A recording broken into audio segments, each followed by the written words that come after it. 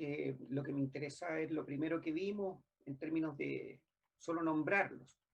El nivel socioeconómico, determinantes de la salud, la educación, el entorno físico, y hoy día eso se va tornando cada vez más importante con el deterioro del medio ambiente que tenemos. Empleo y condiciones de trabajo. Imagínense, las personas al menos pasan 8 horas y mientras más bajo el estrato socioeconómico, más horas trabajan y menos reciben. Empleo y condiciones del trabajo, características biológicas y dotación genética. Hábitos personales de salud y actitud de adaptación, desarrollo del niño sano. Redes de apoyo social y obviamente los servicios de salud. Hay diferentes esquemas para abordar esto. Este lo mostró, me parece, el doctor en la mañana. Una doctora propuso este modelo y los distinguió en diferentes niveles. Los constitutivos como edad, sexo y factores constitucionales, factores de la vida individual, redes sociales y comunitarias que le da un gran valor, y estos que ya hemos nombrado, un esquema para entender dentro de un contexto de condiciones generales, socioeconómicas, culturales y ambientales. Y nuevamente se repiten los mismos: vivienda, servicio de salud, agua, desempleo, condiciones del trabajo, ambiente laboral, educación, agricultura y producción de alimentos. Y este es el mismo esquema, o sea, los mismos conceptos, pero en el esquema de la Organización Mundial de la Salud. Y entonces se habla de determinantes estructurales, y aquí entre los estructurales metemos la cultura y los valores sociales, las políticas públicas, especialmente en educación, salud y protección social. De protección social vamos a hablar al fin, en la tercera unidad. Políticas sociales, mercado de trabajo, vivienda, política macroeconómica, gobierno. Y también en lo estructural, la posición socioeconómica, que le da extraordinaria importancia a la clase social, el género, la etnia. Y dentro de eso, condicionado por la educación, la ocupación y los ingresos. Y determinantes intermedios, factores psicosociales, factores conductuales y biológicos, y circunstancias materiales. Condiciones de vida, en el fondo, bienestar. Todas esas, también aquí hay un concepto de cohesión social, y obviamente para manejar algunas de estas variables está el sistema de salud. Y todas estas influyen en los impactos de las desigualdades en salud y en el bienestar. ¿Ya? Estamos mostrando estos esquemas porque ya lo vimos en clase en el sentido de práctico, pero diferentes esquemas que tienen diferentes instituciones que apuntan hacia lo mismo. Estos son los determinantes de la salud señalados por la Organización de la Salud y el Ministerio de Salud de Canadá. Aquí se hacen, y aquí se repiten entre ambas organizaciones, la gradiente social y estatus social, el empleo y condiciones de trabajo, el apoyo social y el desarrollo de la primera infancia. Y además los canadienses le agregan la educación, ambiente social, ambiente físico, práctica en salud personal, biología y patrón, servicio de salud, género y cultura. Estrés, exclusión social, adicciones, alimentación saludable, transporte. Pero todo apunta hacia lo mismo, que las condiciones en que nos desarrollamos, en que vivimos, están condicionando nuestra salud. No hay que a veces culpar a la víctima, o sea, uno no puede solamente decir, oiga, usted que se cepilla mal o que tiene muchas caries, sino que hay que tener esta visión más integral del sujeto. Y aquí este es un cuadro que también lo estamos repasando. Lalonde expuso este cuadro y dijo que cómo se invierten los recursos y cómo en realidad es la afectación en la tasa de mortalidad. El 6,9% de los recursos se destinan a biología humana y tiene responsabilidad del 27% de la contribución a la mortalidad. El entorno se destina un 1,6% a cuidarlo y tiene una responsabilidad de cerca del 20% de la mortalidad. Los estilos de vida se destinan recursos para modificarlo en 1,5% del presupuesto en salud y tienen un 43% de responsabilidad en la reducción de la mortalidad. Y al sistema sanitario se le destina un 90% de los recursos y solo tiene un 11% de la responsabilidad de la contribución a la mortalidad. En el fondo, ¿qué estamos diciendo con esto? Que podemos construir más hospitales, más infraestructura hospitalaria, pero con eso no vamos a resolver el problema de la salud. El problema de la salud se resuelve en la cotidianidad de las personas. Ahora, si ustedes, Polo, ¿está por ahí? Sí, doctora, acá estamos. Ya, mire, ponga usted, le voy a dejar de compartir para que haga usted la aplicación mientras yo explico. Perfecto. Por favor, pónganse ustedes en las circunstancias, bueno, redondeemos. Determinantes sociales quedó claro. Ahora vamos a pasar a otro tema totalmente diferente que se llama indicadores de salud, o sea, no totalmente diferente, complementario. Entonces, si ustedes tuvieran que ir a un país, no sé, Bulgaria, Hungría, Sudáfrica, y fueran en representación de Chile y les dijeran, oiga, ¿usted me puede hablar de los indicadores de salud de Chile? Son chilenos, son estudiantes del área de la salud, son odontólogos, han tenido estas magistrales clases de salud pública, bueno, no tanto. ¿Qué podrían decir? Entonces aquí queremos compartir una pregunta con ustedes a ver cómo la contestan. Señale algún indicador en salud pública y eventualmente cómo se calcula o cómo se interpreta también. No tan rígida la pregunta. ¿Ya? Entonces explique, Polo, cómo se para participar en esto. Bien, existe una plataforma que se llama www.menti.com. ¿Ya? A lo mejor ustedes ya la han utilizado, pero para los que no, pueden ocupar su teléfono celular o el mismo dispositivo de computador que tienen enfrente de ustedes. ¿Ya? Ingresan a la página www.menti.com y les va a solicitar un código. Y es el que está aquí arribita, 5165009. Y al ingresar, se les va a desplegar entonces la pregunta que está también enfrente de sus pantallas y que fue la que dijo el doctor Cueto. Señale algún indicador en salud pública y cómo se calcula.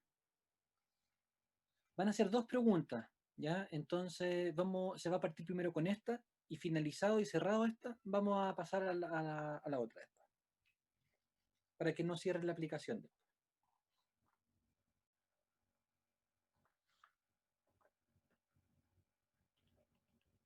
Entonces la página es www.menti.com.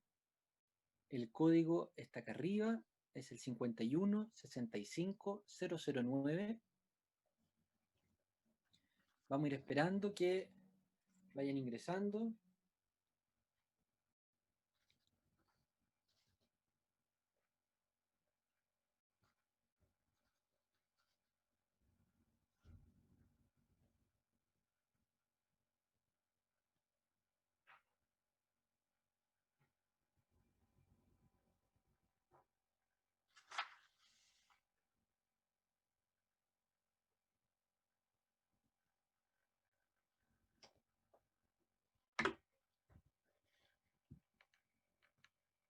No pasa nada todavía. No, yo estoy ingresando también para mostrar que debe ir apareciendo.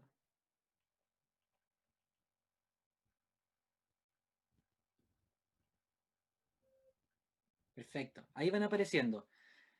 Apareció la que mandé yo, que fue saludos. Esa es mi doctora, así que no la contemple. Y Indicadores van a medio extraños. sí, sí, sí, pero un indicador de relación entre las personas, ¿verdad? Los saludos. Ya, mira, Ahí aquí van hay apareciendo. alguien que dice natalidad. Se calcula el número total de nacidos vivos partidos por la población total y multiplicados por 1000. ¿Ya? Este es un indicador relevante porque si muestra, en realidad hay dos cosas que decir de los indicadores. Los indicadores tienen sentido solo cuando se comparan, solo cuando se comparan. Y entonces la natalidad yo puedo decir, no sé, 6,5, pero se puede comparar con un parámetro internacional, con un parámetro local o dentro de la comunidad que se calcula. Entonces yo puedo decir, mire, la natalidad en esta comuna o en Chile está aumentando, está disminuyendo. Y entonces uno puede a través de la natalidad saber acaso la población se está aumentando, está disminuyendo. Estamos hablando de materia de primer año. ¿Ya? La esperanza de vida, que nos dice ahí cómo calcularla, pero la esperanza de vida es ¿cómo se dice esto? Un indicador de salud pública complejo, porque de acuerdo a la tasa de mortalidad vigente al momento en que la persona nace, se calcula, bueno, todo esto son colectivos, así que el grupo de personas que nació, por ejemplo, en el año 2020, se le aplica la tasa de mortalidad del año 2020. Entonces, por lo tanto, se va calculando hasta que con esa tasa, todo esto es teórico, lo hacen los software, y entonces se calcula hasta que todos se mueren teóricamente, y después se toman los años que vivieron teóricamente, y se suman y se dividen por la población, y eso da los años de esperanza de vida. ¿De acuerdo? Entonces, en realidad, habla de esperanza de vida como a futuro, pero en realidad, no sé si el nombre está tan bien puesto, pero esa es la esperanza de vida. Y entonces también, para todos los indicadores es válido lo mismo. Usted tiene que calcularlo, pero compararlo con la misma comunidad en una cuestión histórica, o compararlo con una estándar, con lo que es deseable, o, ¿cómo se llama esto? Compararlo con otros países. Tasa de mortalidad también, por la tasa de, pero voy a ir, ese es prevalencia, y en esto es muy importante. Los cirujanos dentistas usan indistintamente la palabra incidencia, prevalencia, frecuencia.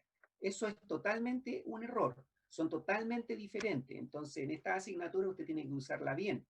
¿Por qué pasa en eso en el mundo de la odontología? Porque como las frecuencias de las enfermedades son tan altas en odontología,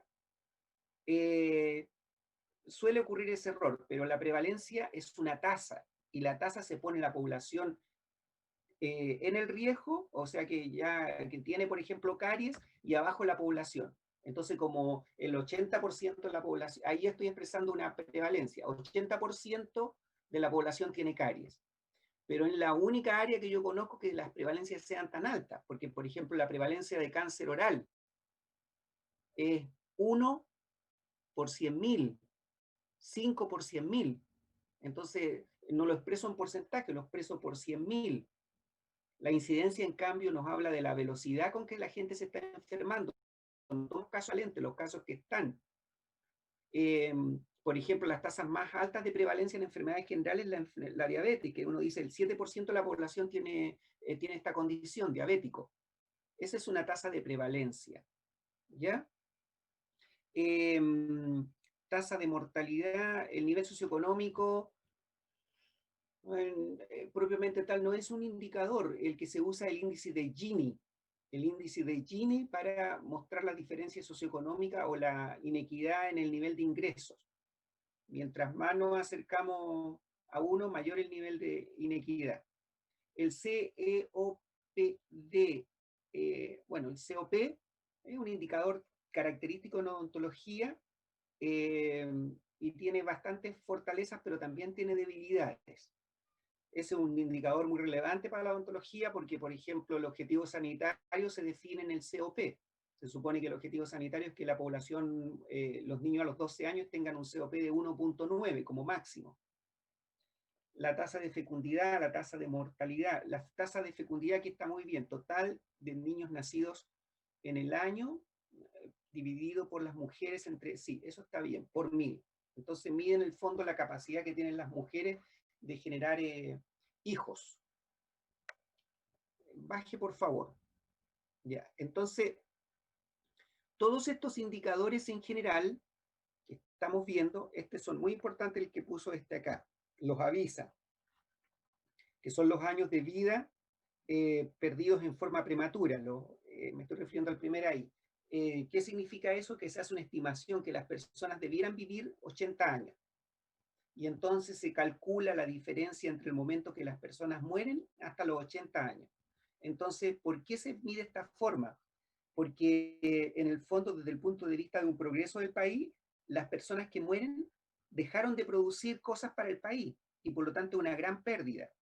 Y entonces así se reflejan más algunas condiciones que de otra forma no se reflejarían. Por ejemplo, las enfermedades congénitas, que la persona muere antes de cumplir un año, entonces le faltaron 80 años por vivir.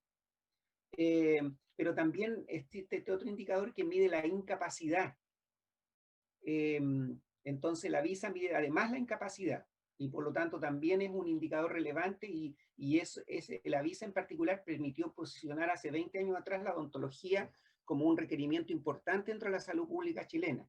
Porque alguien podrá decir, ¿una persona que pierde un diente tiene un grado de discapacidad? Sin lugar a dudas que sí, y como muchas personas han perdido más de un diente, al sumar esos poquitos de muchas personas, en el indicador es relevante, ¿ya? Entonces hay una tabla que va diciendo cuánto de incapacidad tiene la persona y aporta eso. También eso se hace por medio de software.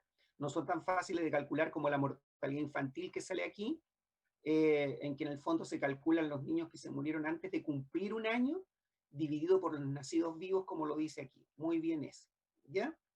Bueno, entonces, agradezco la respuesta. Aquí hay una muy importante. Letalidad, letalidad.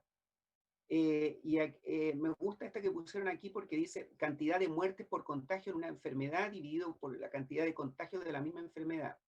Esto multiplicado por 100, porque en realidad dice que está esa letalidad, pero es simplemente una proporción. Y no habla solamente de contagio, porque, por ejemplo, obviamente puede ser una enfermedad crónica que no sea necesariamente de contagio, pero cuando yo evalúo, por ejemplo, el COVID, ya que lo pusieron en términos de enfermedad de letalidad, no existe una única forma de decir acaso yo el manejo de la pandemia lo he realizado bien o mal. Existen 2 o 3 formas de evaluarlo al menos. Una por el resultado final. Y el resultado final son el número de muertos. Y el número de muertos no se puede comparar el número de muertos en un país como no sé, India, que tiene 1.400 millones, con el número de muertos que tiene Estados Unidos, que solamente tiene 350 millones de habitantes. Entonces eso se tiene que llevar a cifras relativas. La mortalidad respecto a la población. Y ahí uno podría decir quién está gestionando mejor la pandemia desde el punto de vista de la mortalidad, de la variable resultado. Otra es de acuerdo al sistema de salud. A ver, quiero evaluar de los que se me enferman. ¿Cuántos se me mueren? Porque los que se me mueren, muchos de ellos mueren porque los sistemas colapsan. Entonces ahí interesa medir la letalidad. La letalidad. Y en cambio al prestador de servicio le interesa la frecuencia, el número absoluto. ¿Cuántos casos voy a tener? Porque tengo 40 camas de UCI y por lo tanto yo sé que un 5% de la gente sintomática tengo el potencial de que se me complique y llegue al hospital y de eso un 2% necesite UCI. Entonces, bueno, cada número tiene su forma de verlo. Bien, entonces, ¿por qué estamos hablando de esto? Esto es materia de primer año, pero la estamos viendo porque eh, Polo, esta es ¿y la otra? Sí, ahora vendría, doctor. ¿Pasamos entonces a la próxima lámina? Sí, por favor. Ya.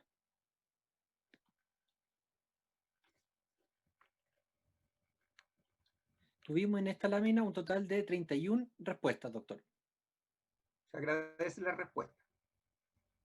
Y ahora está la segunda pregunta ya publicada. Están todavía en la aplicación www.menti.com y ya se habilitó la posibilidad para que ustedes den respuesta a esta pregunta. ¿Por qué son importantes los indicadores en salud?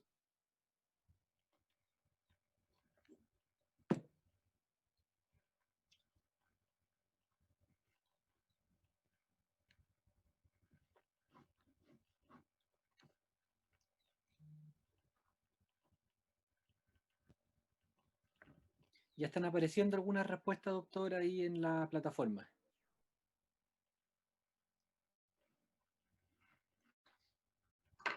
Bien, ahí hay 2 hasta el momento.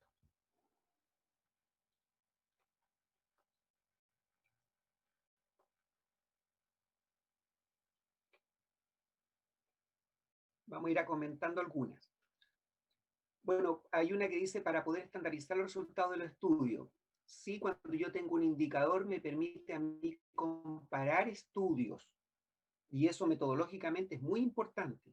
Si yo comparo el COP que tomé en Isla de Pascua y lo comparo con el COP de, no sé, de la comuna de Algarrobo y se han hecho de la misma forma, estandarizadamente, yo perfectamente puedo comparar esos resultados. Así que la estandarización en uso, eso está adecuado. Obviamente que la evolución de los indicadores, y tomo 2 respuestas ahí, me permite retroalimentar las políticas. Pero digámoslo, como lo vamos a ver en la última unidad, las políticas se definen en parte por lo técnico, pero la proporción de la definición por lo técnico es menor. Influyen muchos otros factores para definir una política. Pero eso no es materia de esta clase. Pero lo vamos a ver en esta asignatura, para poderlo relacionar con algo, fenómeno que queremos estudiar o analizar. Bueno, eso lo tomo un poco como la comparación. es relevante, uno no puede tomar un indicador y porque en salud uno no emite juicio de decir esto es más bueno o esto es más malo. Lo que sí puede decir, comparar indicadores, y entonces el lector puede decir, oye, mira, la tasa de letalidad en Chile del COVID-19 es el doble o el triple que la que tiene Argentina. Y ahí la persona se hará un juicio. O mira, porque Argentina tiene 45 millones de habitantes y solo nosotros 18, y Argentina completa 9.000 muertos y Chile ya está llegando a los 12.000. Entonces nos duela o no nos guste, si uno, pero la letalidad, sabes que la letalidad significa que ellos tienen menos casos, pero tienen una mayor letalidad.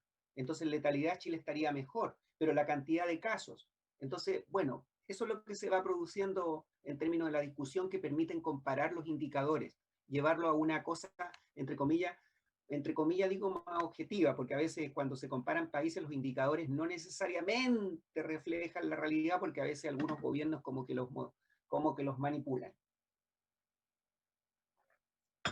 Ya, permite saber la realidad de algún lugar demográfico, así puede realizar políticas correctas si yo comparo, y permite tener una visión general y específica para asignar políticas de salud. Bien, yo creo que esa está dentro del contexto. ¿Ya? Muchas gracias, estimado Paul. Tuvimos 34 respuestas, doctor, en esta sección. Ya, muy bien, muy agradecido. Ya, entonces, retomando esto que estamos viendo, entonces uno debiera ser capaz de entender los indicadores, pero ¿qué es lo que pasa con los indicadores? No los estamos despreciando, los estamos valorando, pero generalmente están hechos con cifras que maneja el Instituto Nacional de Estadística, que maneja el MinSal, que maneja el Banco Central, que maneja las grandes, el INE, pero que se desagregan en el mejor de los casos hasta nivel comunal. Hasta nivel comunal. Doctor. Y esto lo tengo que repetir muchas veces. No se desglosan hasta nivel de un sector, de un CEFAN.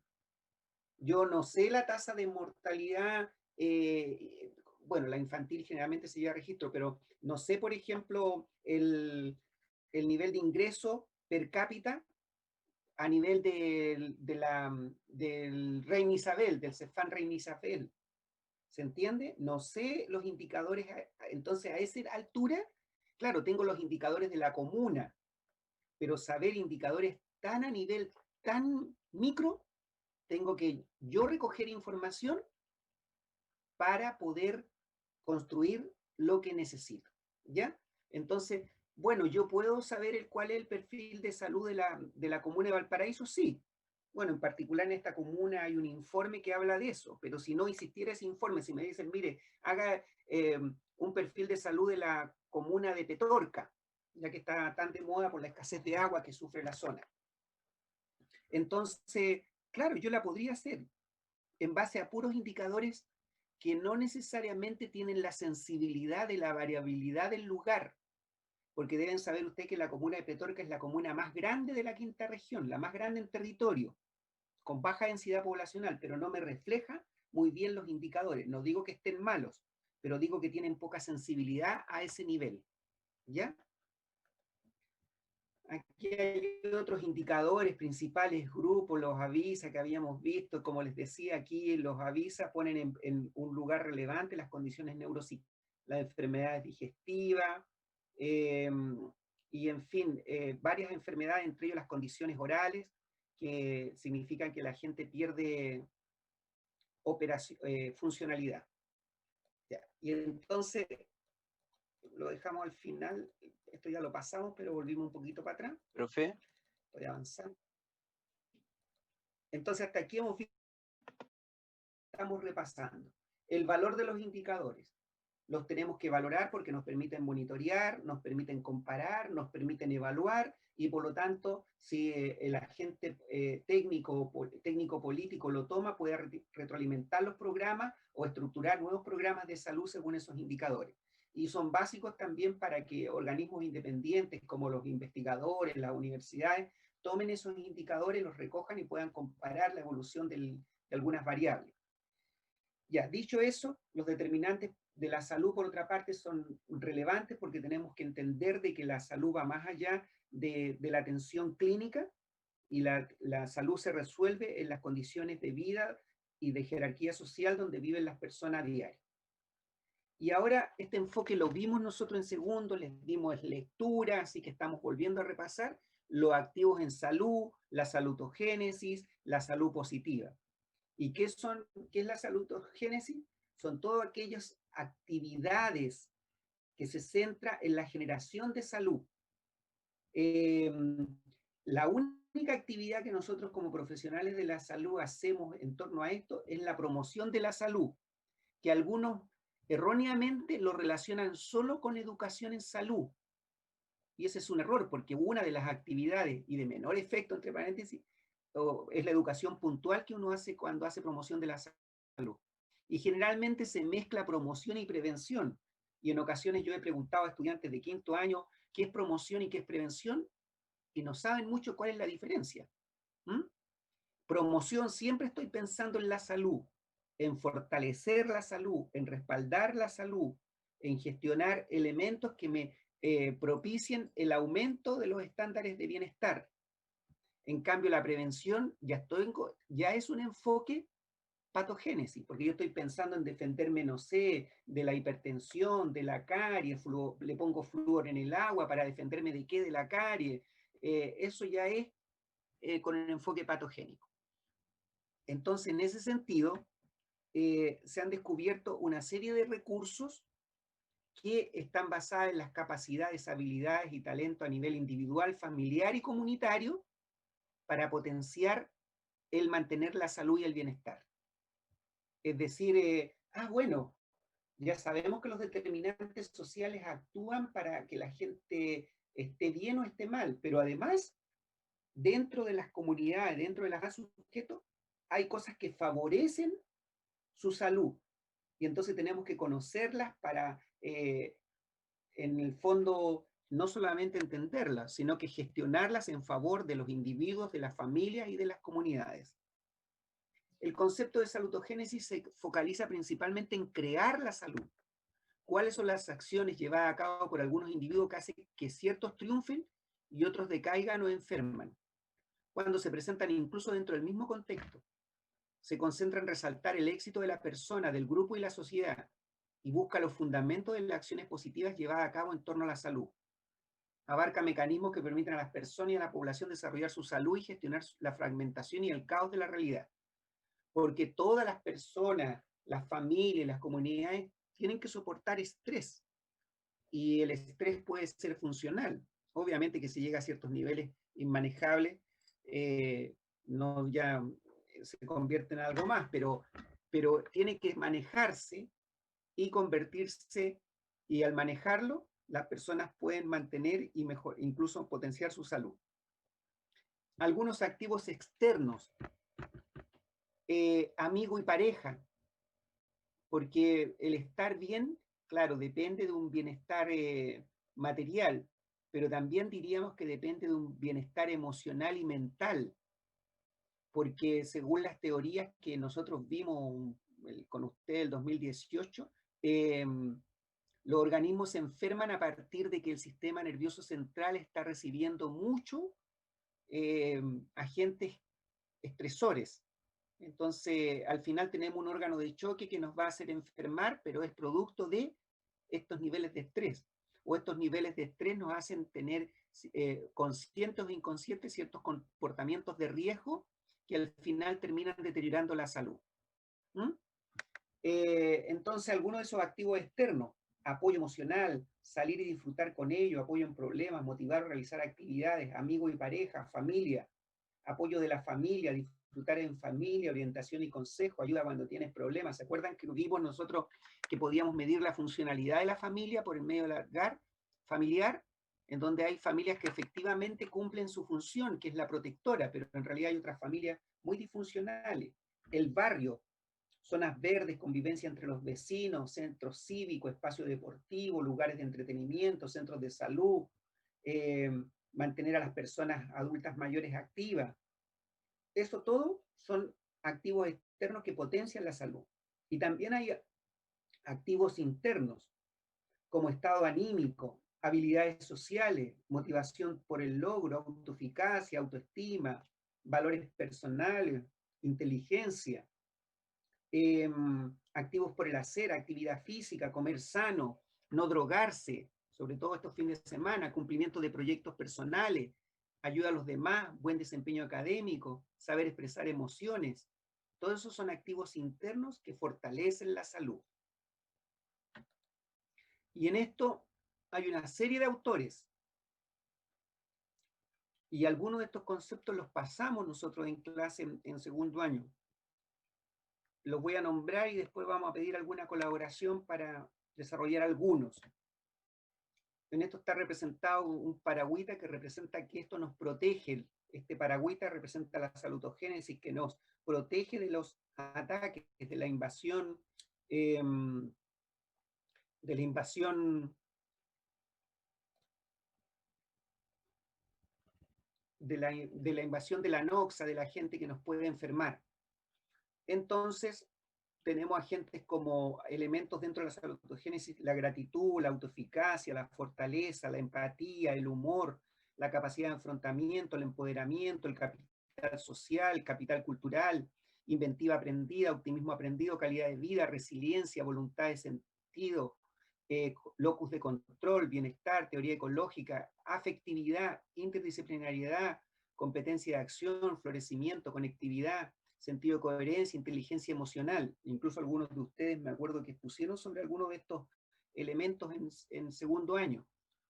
Todo esto como vienen mucho del área de la psicología, la sociología, pueden ser algunos parecidos, pero se respeta el origen autoral y por eso cada uno de ellos va con un autor. Entonces a esta altura yo les preguntaría a alguno de ustedes, por ejemplo, ¿qué entiende usted por capital social? A ver, vamos a seguir pidiendo colaboración. ¿Está la Valentina Cárdenas por ahí?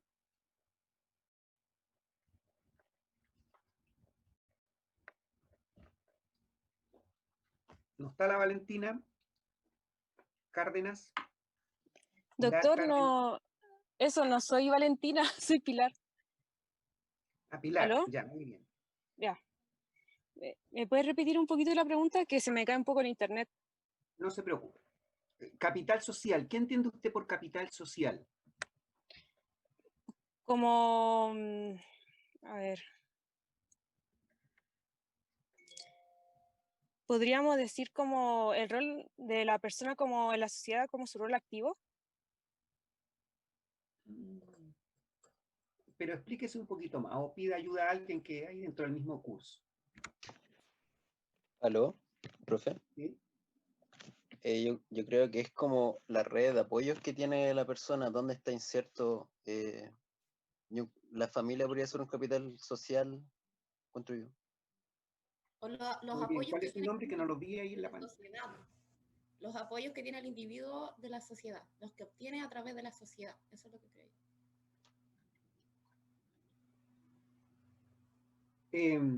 ¿Matías fue el que me comentó? No, Manuel. Manuel. Ya, Manuel. Y Pilar. Bueno, es relevante esto, porque este concepto se acuñó respecto a capital financiero, no diría lo opuesto, pero otro tipo de capital, porque el capital financiero es tener plata. ¿Sabe? Yo soluciono todo por plata. Ah, que estoy enfermo, voy a la clínica más cara porque tengo plata. Pero ocurre que hay otro capital, yo diría que más importante y que hace más feliz a la gente, que es el capital social. Que no, como dijo por ahí su compañero, que es el apoyo que usted recibe de la familia, pero no solo de la familia, sino de los amigos y de las redes de apoyo que se hacen. Por ejemplo, no sé, quiero hacer, estoy enfermo y soy mayor, muy mayor, y el vecino me golpea la puerta y me dice, ¿quiere que le compre algo? Y otro vecino viene y me puede decir, ¿sabe que vienen los del aseo? ¿Quiere que le saque la basura? Eso es capital social. No necesito recursos económicos, pero cuento con ellos. Entonces, obviamente que si yo me siento en una comunidad, en que esa comunidad me apoye, yo apoyo a la comunidad y me apoya mi familia, los recursos financieros son importantes, pero este apoyo es mucho más relevante. ¿Se entiende? ¿Mm? Entonces eso es lo que tenemos, estas clases no solamente sirven para ir a medirlo en la comunidad, sino que a nosotros nos enseñan cómo tenemos que desarrollar nuestra vida. Porque primero la plata no es todo y segundo la plata no soluciona todo. ¿Mm? Entonces es mejor estar bien acompañado y bien apoyado por diferentes instancias para desarrollar este capital. Y se puede, todos estos elementos que es lo magnífico de esto, es que se pueden ir desarrollando y potenciando en la vida. ¿Mm? Entonces yo puedo construir capital social y nosotros, por ejemplo, como interventores de salud, para una comunidad podemos generar capital social. Y cuando se genera capital social en una comunidad, incide posteriormente en generación de capital financiero. ¿Mm? Porque esa misma persona que está bien inserta puede decir, mire, sabe que voy a hacer, no sé, pastelitos, y los empieza a vender en esta comunidad, y más allá, y se puede ir potenciando. ¿Ya? Muy bien, Alfredo, agradezco. Dígame. Diga. quería agregar alguna cosita de que el capital, o sea, como ustedes lo definieron, podría estar disponible, pero la gente podría no usarlo. O sea, podría tener una vecina encantadora que cuando estoy enferma me puede atender y sin embargo no voy donde ella. Entonces, por eso se ha medido a través de los niveles de confianza. ¿Qué confianza tengo yo en la vecina como para acercarme y que ejerza como red? ¿Qué confianza tengo en el gobierno para creer que lo que me está diciendo es una iniciativa que me va a favorecer? Entonces, para operacionalizarlo se ha medido con los niveles de confianza. ¿Ya? Eso agregar. Muy bien. A ver, Pablo Martínez. ¿Cómo está usted, Pablo? ¿Está por ahí? Hola, doctor. Sí, Hola, gusto saludarlo. ¿Se igualmente. podría referir al concepto de resiliencia? ¿Qué entiende usted por resiliencia?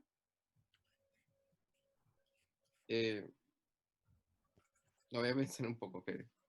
Fíjense, tómeselo con tiempo nomás. O sea, yo sé que resiliencia significa como a la capacidad, bueno, aplicado aquí a una persona de poder como sopesar o enfrentar una situación difícil y reponerse de ella. Pero aplicado Eso, a esto no. Ah, bueno. es eso, la capacidad de resiliencia es reponerse de las adversidades de la vida. ¿Mm? Este término incluso tiene una aplicación odontológica, en prótesis lo usan mucho, dicen tejido resiliente. Significa que usted lo presiona y después vuelve a la posición que tenía en términos odontológicos, estamos diciendo. En términos sociales, significa que la persona tiene la capacidad o la comunidad, porque esto siempre estamos pensando en comunidad, esa comunidad tiene la capacidad de reponerse frente a una noxa, frente a un ataque o frente a un trauma y volver a retomar su vida y volver a funcionar y no quedarse en el problema. ¿Mm? Entonces, son factores muy importantes que se tienen que valorar en la sociedad y también se tienen que tratar de medir. Hay instrumentos, por cierto, y como ahí están esos autores han desarrollado estudios y tienen elementos donde uno puede operacionalizarlo. Claro que lo estamos viendo desde un punto de vista un poco conceptual, pero todos estos elementos se pueden operacionalizar. ¿Mm? Alfredo, yo quisiera agregar en términos de la resiliencia, porque si lo vemos como una capacidad, es algo que es de la condición humana, pero hoy día el nuevo concepto, las nuevas apuestas que se están haciendo en el ámbito de la resiliencia lo establecen como una condición más que de la persona o una capacidad, porque una persona en un momento dado podría ser resiliente frente a un terremoto, por ejemplo, y podría no ser resiliente frente, no sé, a un abuso, voy a inventar. Entonces, si fuera una capacidad, tendría que operar todas las veces, pero es una condición más bien del vínculo que tiene la persona con el contexto y en este caso la comunidad con las personas. Ya como para aclarar un poco eso y por lo tanto uno podría como interventor generar condiciones para que operaran situaciones de resiliencia. Eso. Muy bien. Doctor, Alfredo, ¿vamos a hacer un break o vamos a...? Sí, hagamos un break. Pero había una pregunta por ahí, un comentario. Doctor, tengo una duda. ¿Estos activos son medidos por alguna entidad como para saber si realmente se están logrando en la comunidad? Bueno, algunos de ellos efectivamente se pueden medir. Otros como, acuérdense que me gusta mucho su pregunta, Javiera, porque me permite enfrentar las dos escuelas. Aquí voy a hablarles un poquito de metodología. Lo cuantitativo con lo cualitativo. No todo específicamente lo podemos medir cuantitativamente, pero sí lo podemos medir cualitativamente. Entonces, por ejemplo, en esto mismo, ¿cuántos contactos sociales tiene usted? Hay instrumentos para medirlo, pero no todo necesariamente lo tenemos que llevar a números. Ya, entonces, pero nos quedan 5 minutos, ¿no? Porque empezamos a la... ¿a qué hora retomamos? No me acuerdo ya.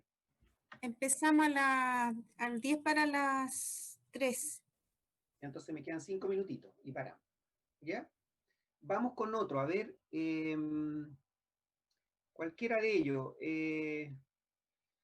Aquí hay uno, locus de control, que está un poco relacionado con el anterior. Locus de control, le habíamos pedido participación ahora a Martínez, ahora vamos con Camila Dalves.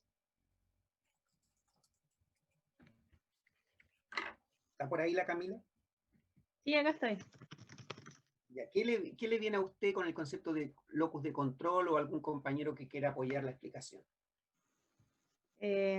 Quizás como el control que tiene la persona sobre lo que le pasa, como la percepción.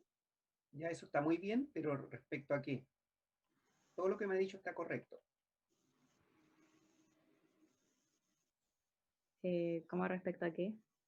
O sea, se refiere a la percepción, como me dice usted, es como la percepción de lo que le pasa a la persona, pero locus de control se refiere al control de esa situación, que quién la lleva.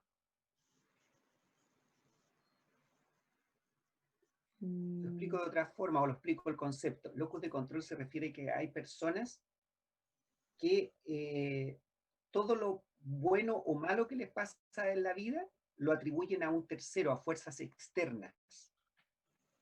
Y otros ¿cómo se llama esto? Lo atribuyen a fuerzas internas.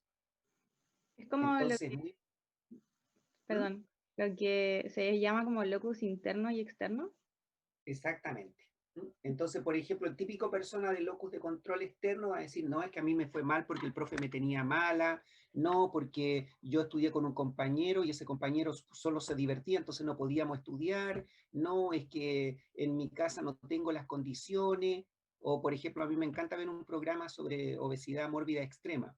Entonces las personas que generalmente no pueden bajar de peso es que no, es que el médico me pide demasiado, es que siempre el control está fuera de ellos y por lo tanto lo justifican y no pueden progresar. ¿Se entiende? En cambio, el locus de control interno, que tampoco, ninguna de las dos cosas es tan buena ni tan mala, por así decirlo, si tuviera que emitir un valor. No, todo es responsabilidad mía, a mí me fue mal solo por mi culpa, porque no he sido dedicado, porque no he sido estudioso, porque no he puesto atención en la clase, ¿entiende? Que tampoco ninguno de los dos extremos son buenos. Entonces, uno tiene que tender a que este locus de control sea equilibrado. Y por lo tanto, así, porque hay cosas evidentemente que son de resorte más complejo. Aquí hay un concepto muy interesante que nosotros que estamos en la universidad, todos nosotros, hablamos mucho de la inteligencia y valoramos mucho la inteligencia. ¿Qué es la inteligencia emocional? Inteligencia emocional. A ver, ¿estará por ahí Constanza Prieto? Constanza. Aló. ¿Sí se le escucha muy bien? La inteligencia emocional puede ser como la capacidad para procesar problemas. Yo creo que es como un conjunto de lo anterior. Va como más arriba, como es un concepto como que engloba a la resiliencia en mi perspectiva. Eso. Ya. bueno, la inteligencia emocional, igual como la intelectual, siempre se puede retroalimentar, modificar. ¿Qué es la inteligencia emocional? Como la palabra lo dice, es la capacidad de reconocer nuestros propios sentimientos. Porque ustedes deben aprender que, bueno, yo creo que lo saben en realidad, que el mundo se mueve por emociones. Todo esto de la racionalidad científica, de todo, en realidad sería fantástico que se manejara por la racionalidad, bueno, tal vez no tanto, pero que primara más la racionalidad que la emocionalidad. A lo mejor tendríamos ciudades más humanas, en fin, pero prima la emoción, y la emoción nos descompensa en algunas oportunidades, porque cuando yo me enojo, por ejemplo, no respondo muy bien a mi comportamiento. Cuando me enamoro en forma extrema también. Entonces hay emociones que se pueden modular, y entonces hay conceptos como la empatía, que involucra la inteligencia emocional, la autoeficacia, en fin, que uno puede ir desarrollando. Entonces hay incluso entrenadores para que uno pudiera desarrollar estos elementos y vivir en términos de mejorar su calidad de vida. Entonces todos estos conceptos que han, en este caso, Goleman tiene bastante publicado al respecto, es espectacular porque significa que uno puede tomar esas y operacionalizarlo y trabajarlo en las comunidades. Son diferentes enfoques para trabajar elementos que pueden fortalecer a las comunidades. ¿Ya? No sé, me gustaría, podemos seguir elucubrando sobre cada uno de ellos. La interdisciplinaridad, la afectividad, por ejemplo, el tema del apego, que si las personas no se desarrollan con suficiente apego, tienen problemas después de relaciones. Entonces hay que reconstruir esas situaciones para poder tener una mejor relación. El humor siempre contribuye. Incluso hay terapias que se basan en sonreír o en fin. Entonces todas estas actividades es bueno siempre meter algo de humor y pasarlo bien, porque la vida no es solamente racionalidad. En fin, entonces no me puedo quedar más en esto, pero lo importante y relevante es que existen una serie de elementos. Aquí, como estuve tanto rato ahí, hay algunas explicaciones de algunos de ellos, es importante, esto los vimos en segundo, algunos los vimos con más hincapié. Recuerdo que a alguno le tocó el sentido de coherencia, por ejemplo. Inteligencia emocional, capacidad de reconocer nuestros propios sentimientos y los demás, de motivarnos, de manejar adecuadamente las relaciones, autoconocimiento, autocontrol, automotivación, empatía, sociabilidad, optimismo, perseverancia, locus de control, ya lo habíamos comentado un poco ese. Autoeficacia, no lo habíamos comentado, eso, creencia en la capacidad de uno para tener éxito en situaciones específicas o realizar una tarea. Autoeficacia significa en el fondo que si frente a una tarea yo voy a preocuparme de hacerla, de cumplirla, y no ponerme yo mismo, ¿cómo se dice esto? Barreras. Las peores barreras son las que se ponen las propias personas. Y evidentemente el capital social, entre otros, que ya habíamos visto, como les digo, podemos definirlo. Por ejemplo, el sentimiento de gratitud, cuando uno vive entre personas que se dan cuenta que actúan en beneficio de uno sin tener ningún interés. Ningún interés. Entonces se da cuenta que en realidad la vida no es tan, ¿cómo se dice?, basada en transacciones como lo trata de mostrar nuestra cultura cada vez más imperante. ¿Ya? Entonces, todos estos son elementos necesarios de conocer antes del diagnóstico comunitario, porque esos son los que tenemos que descubrir en la sociedad. Vamos a dejar hasta ahí, vamos a hacer un break de 15 minutos y volvemos. Doctor, dígame. ¿Cuál es la diferencia entre promoción y prevención de salud?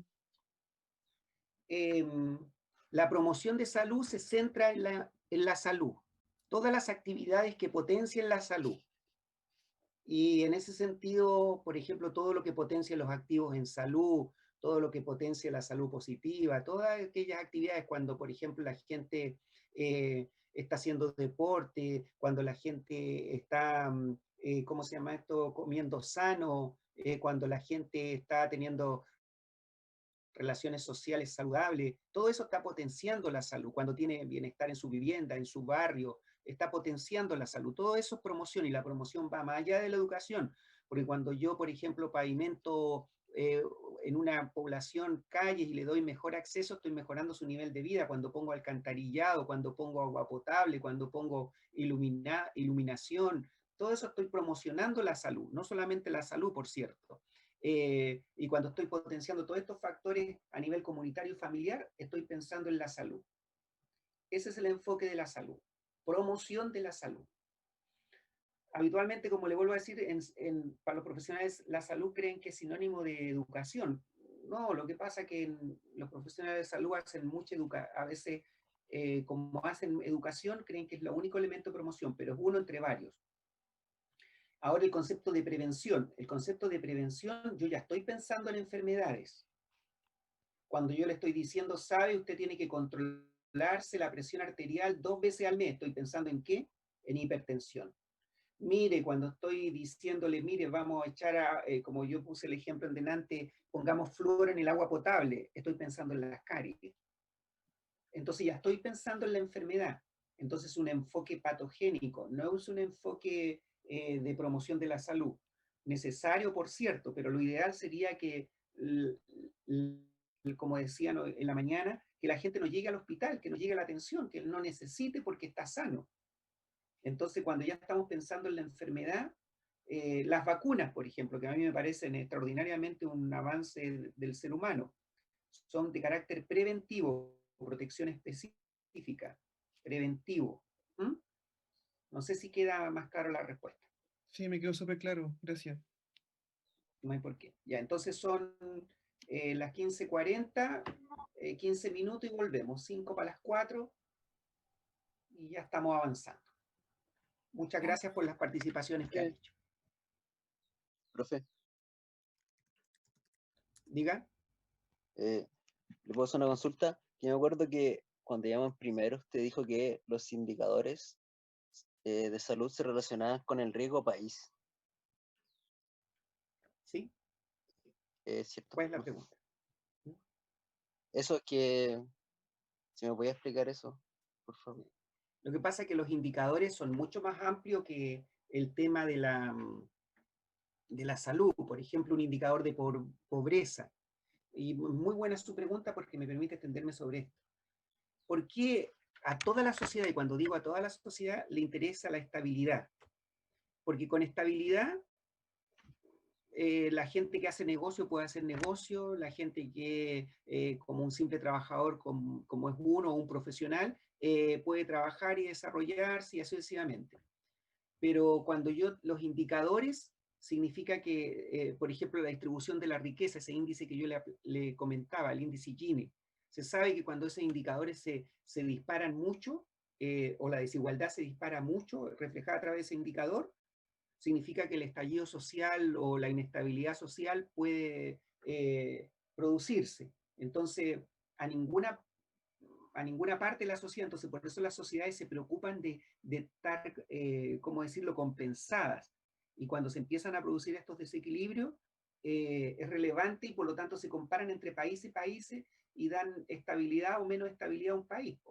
Cuando las tasas de nutrición son altas, cuando la mortalidad infantil es alta, son elementos que van preparando, pero yo diría que esa es la visión de hace, con ese tipo de indicadores era la visión de hace 40, 50 años atrás. Hoy día los indicadores van hacia otro tipo, por ejemplo, cuando el nivel de confianza, el nivel de corrupción de las sociedades. Entonces, cuando esos indicadores se empiezan a disparar en términos negativos, es relevante porque puede haber un periodo de inestabilidad. ¿Mm?